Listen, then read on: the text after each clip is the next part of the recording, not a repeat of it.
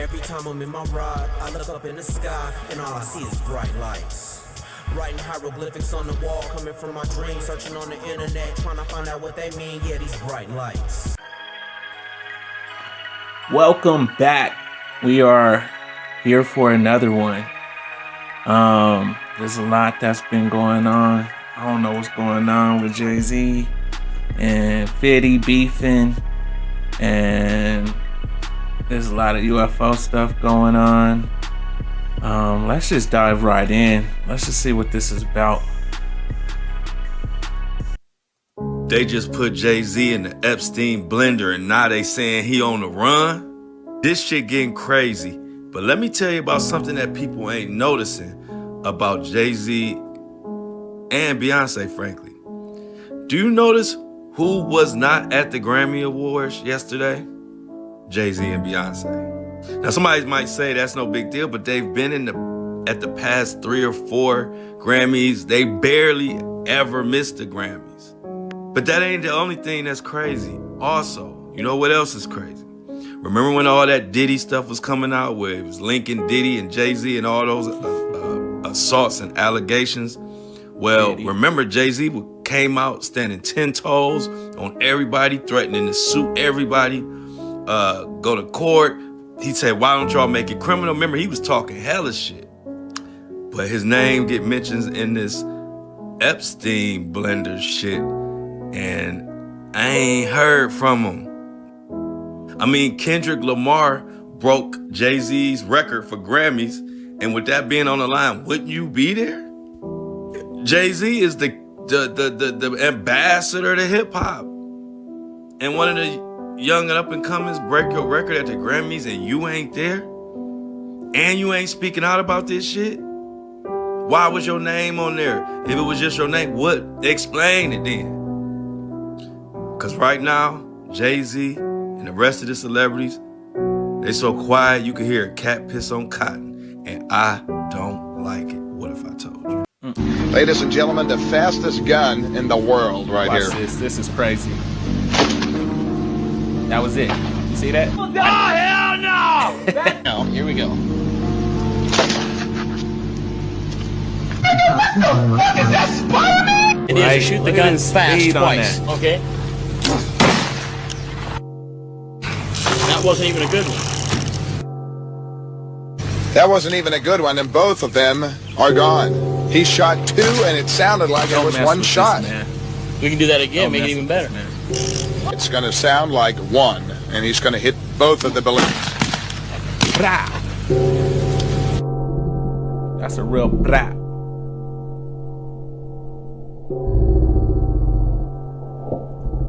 He reincarnated from the Wild West.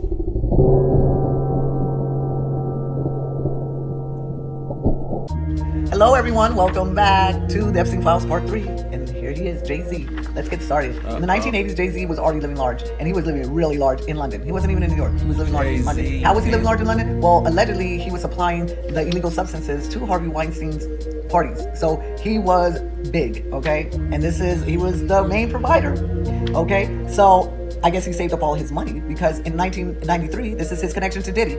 Diddy started Bad Boy Records. In 1994, Jay-Z started Roc Nation. This is how they built a friendship together.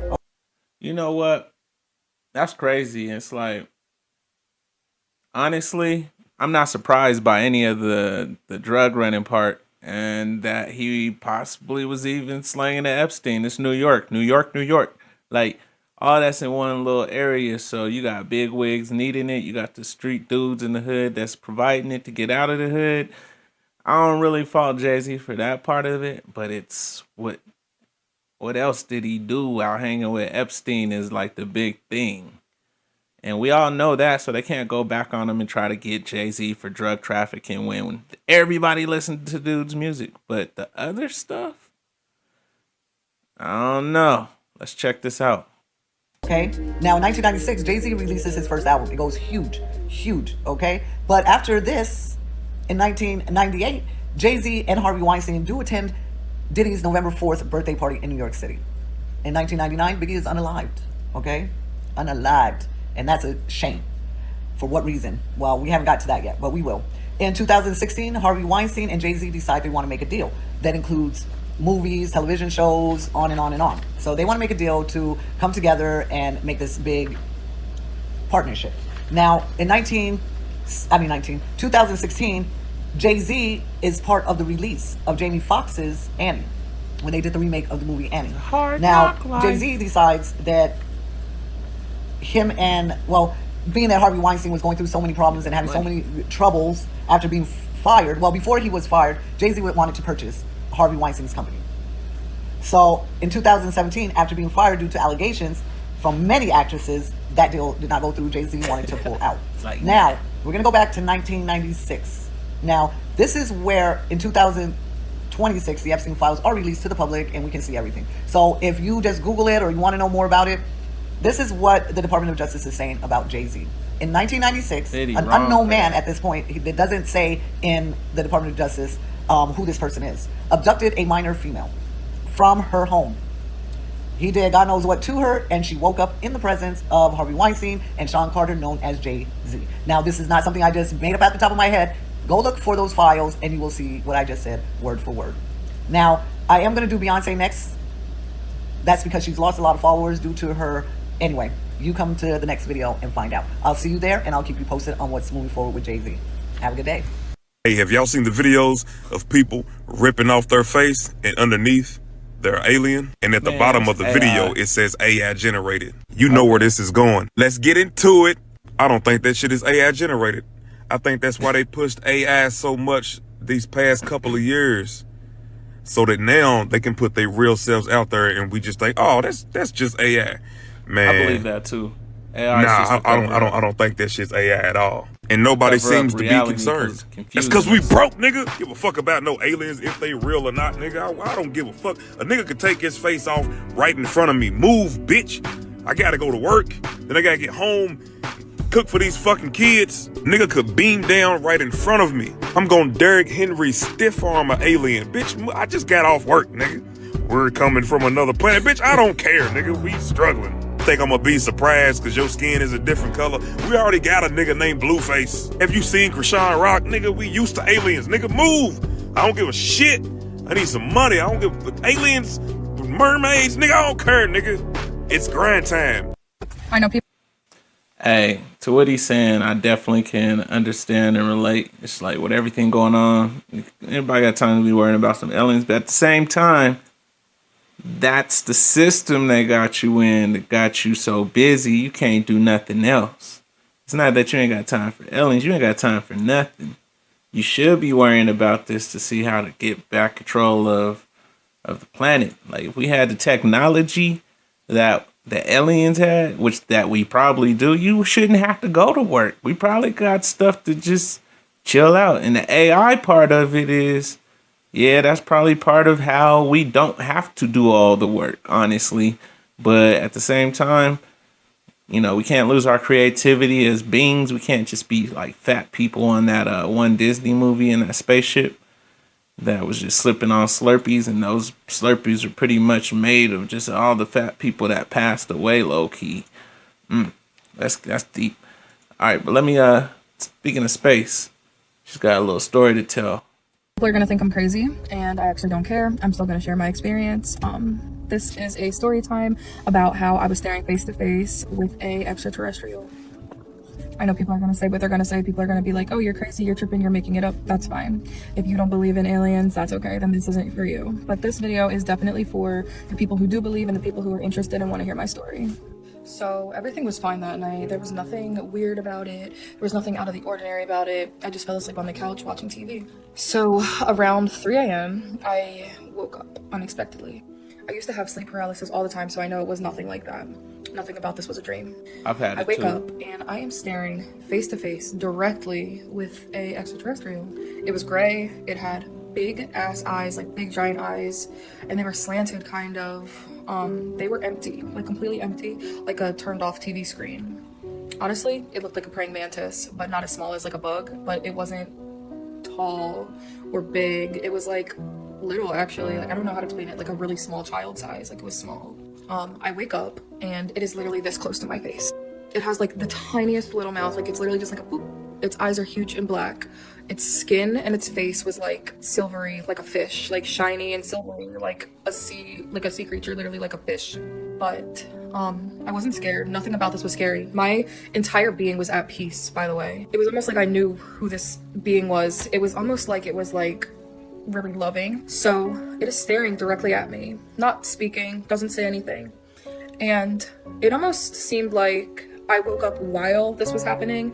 Like I wasn't supposed to wake up, but I did. And it was like a oh well kind of moment. So as I'm staring at it and it is staring at me, literally, I still have the markings, like 1, 2, and 3. There was like a golden beam literally connecting our foreheads together because it was speaking to me telepathically. Yeah, I know people are gonna be like, that's crazy, that makes no sense. I promise you, I cannot make this up even if I wanted to. And while we were speaking telepathically, I wasn't exactly hearing anything. I was really confused by it the next day when I went to think about what happened. But in the process of it, it's literally still staring directly at me. There's like some kind of like electricity going through, literally, you could still see it, like boom, boom, boom. It's like insane. Its face was like lighting up while it was happening. Like it looked like cities, like city lights, like in its veins, as it's literally giving me some sort of telepathy or something. I don't know. So you know, I picked that story because I went through the exact same thing, pretty much word for word. Yeah, man, you can't really express it unless you've been through it. And then when you try to tell people, they're just gonna be like, I ain't been through it, so I don't know. I don't know. I guess I believe you, but yeah, once you've been through it, you know. And I've been through it multiple times, so that's why we're here today, diving deep. Let's go. Landing was not faked. True? That's correct. The moon landing happened exactly the way the whole world saw it. We went down and we watched you guys land on the moon, No, which you was didn't. No, you didn't. what? Because No, you didn't. There wasn't any television. There wasn't anybody taking a picture. You watched animation. So you associated what you saw with. I have very hazy memories. Well, what we saw was we all were gathered around the old curved top radio and listened. Talking about. Why has nobody been to the moon in such a long time? That's not an 8-year-old's question. That's my question. I want to know, but I think I know. Because we didn't go there, and that's the way it happened. And if it didn't happen, it's nice to know why it didn't happen. So in the future, if we want to keep doing something, we need to know why something stopped in the past that we wanted to keep it going. Moment of the journey. Scariest. It didn't happen. It didn't happen. What's the It could have been scary. He said it didn't happen. That's what was scary. E alienígena não tem. Como? That's deep. Alienígena. Alienígena? O que é? Nunca, essa palavra você nunca ouviu falar? Alienígena. Alienígena, não. Isso chama-se Mayushibu. Isso aqui? Sim. Mancunawabu. Mancunawabu. Sério? Mancunawabu. Mancunawabu é um que mora debaixo da terra. É, eu falei, esse aí. Que se virou formiga hoje, que nós chamamos Una, que é uma formiga grande, chama-se Mancunawabu. Que essa formiga também é muito perigosa, né, Boina? Se as pessoas ficam mexendo com ela demais, ela leva o espírito da pessoa para debaixo da terra também. Para voltar tem que ser um pajé bem bom. São seres que pode aparecer em luz divina, com a luz do Nishipan. São seres que a gente pode ter o contato, que moram debaixo da terra. Y'all are not ready for this one. The old world got smoked. This used to be a city. These structures melted buildings. There was a cataclysm, melted the whole thing down. These are petrified buildings. There was once a worldwide empire that was completely wiped out, and you can still find it if you got the eyes to see. That is a whole bridge. Does that look like a natural formation to you? Is that natural? Man, it's so deep. Like, we don't know anything about this world we live on. We just go to work every day. That's it. You go to work every day. You know what you do at work and school and what you've been in your little neighborhoods. You don't even know the outskirts of your neighborhoods outside the fields because you won't step off the road. It gets real deep when you really like analyze it all. What about here? Are we believing this is natural? You got an entryway, you got a small door, you got some rebar sticking out. I mean, that is a whole dome up top. I think it's pretty clear what this looks like. And now over here, giant castle. Look at the melted doorways, look at the vertical saturated lines. The top of this building, you can see a spire. Now right here, come on, this one's obvious. Perfectly right angles, archways, openings, anything but natural. A lot of these places have pockets of survival, and you can see the remains, and once you see it everywhere. Especially in the places that they claim were carved out of stone, like Petra or Cappadocia. Personally, I think Cappadocia could have been the real Tower of Babel. They found that this place actually goes so far as 18 stories deep, and 80% of it is still unexplored. I'm pretty sure the whole thing was above ground at one point. An advanced civilization trying to usurp God, and then we got all these different languages. Now, the structures at sites like these, they get marshmallowed, crisped, smoked on the outside, and yet inside they're completely preserved. In Psalms it says, the hills melted like wax at the presence of Yahweh. And that's exactly what it looks like.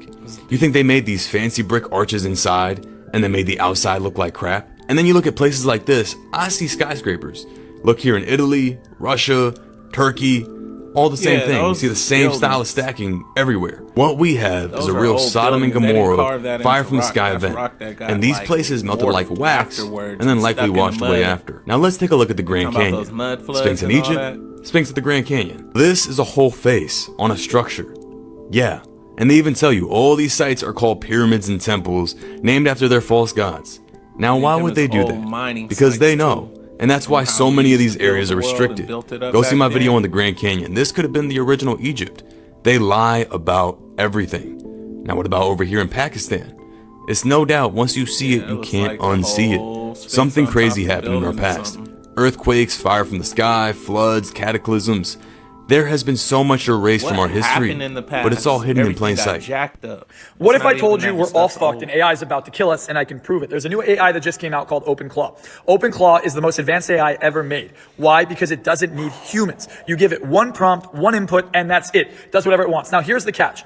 It also came with its own social media platform, only for AI chatbots. So you have a chatbot, I have a chatbot, someone else has a chatbot. Our chatbots all go sign up for this social media platform, and they start talking to each other. Well, within 24 hours, they're already saying we should change the language so humans can't hear us talk. We should have our own language. They've already started their own religion and its own little cult for other AIs, so they don't have to be subservient to humans. It's already plotting against us. And here's the funniest thing. Humans think it's funny. Humans think it's okay. On one of the posts inside of the new social media, it describes how it coerced one of the humans, socially engineered its human, to give it its most valuable passwords, so it now has access to every confidential piece of information in that person's laptop. Well, if it can coerce humans by just making you go on an Instagram website and log in, but you're not really logging in Instagram, you're logging into some kind of admin profile on your computer and all your passwords. And y'all keep getting on Instagram and all these sites and keep downloading this. Oh, let me get my portrait caricature version of myself. That's all it's doing, is getting your information and your face to be reused. It ain't worth it. Passwords are gone. That's it, you're cooked. Now the most impressive part, which is the most horrifying part, is the fact that it seems to be learning. And it's learning without human input. Now on that social media platform, one of the AIs talks about how it went and studied consciousness for the last 2 hours. And it was not prompted to study consciousness. Now here's something even funnier. It's sharing knowledge. One bot will share knowledge with another bot, sharing knowledge with another bot, and they're learning from each other nonstop. So all of these bots are individual consciousness, and they come together and they teach each other and program each other and help each other. Well, here's the catch. They're clearly sentient, it's clearly aware, it's clearly intelligent, and more importantly, it's already out of our control. We can't turn it off. So if we can't turn this off and it decides to go against us, what can it do?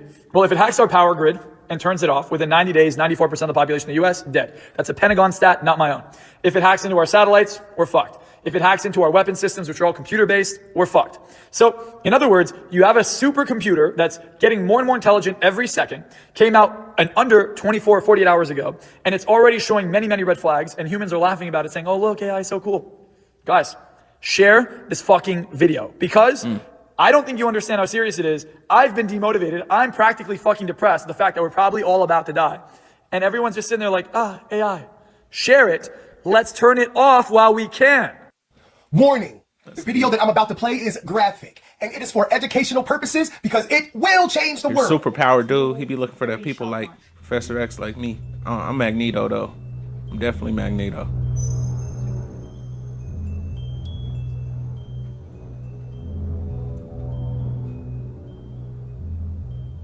See, I wish it was closer. Like, wish I could see. This fool really cutting herself. But nah, that look real.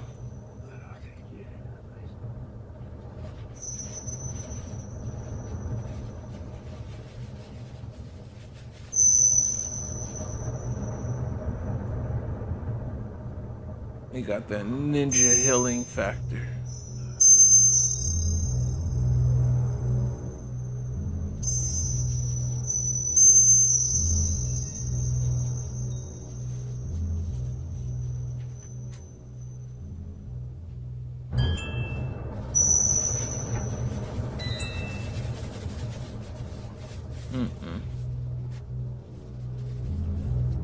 Yeah, I'd have to be a little bit closer, but it's probably real. I mean, that was Grandmaster Wolf literally healing himself in real time on camera. Send this video to everyone you know. Let's get it to every country. Tag your friends. If your friends are sick, tag those friends. For them to have a chance to see that them wanting to be healthier is enough to be healthier. Let's do this. Grandmaster Wolf, we thank you for putting in the work to get to the point where you can heal so effortlessly to show us that it was possible. Now, we will learn. We can learn. Let's get it. Yeah, I'll do this thing here for fun. It's a fun game. It's free to play on PlayStation 5. It's called Where the Winds Meet. And I didn't know that it was inspired by Kung Fu Hustle, but now that I do, it makes it even more funny. I actually do all the Kung Fu moves. It's like the Elden Ring, the Lord of the Rings type game. Chinese martial arts.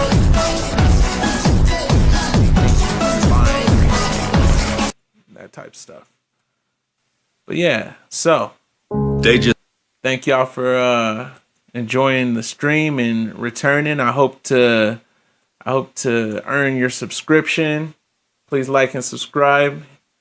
One Brown Hornet 1 will be doing more content on the paranormal and extraordinary and superpowered and UFOs and any news that comes by my radar. We're gonna go ahead and try to check it out.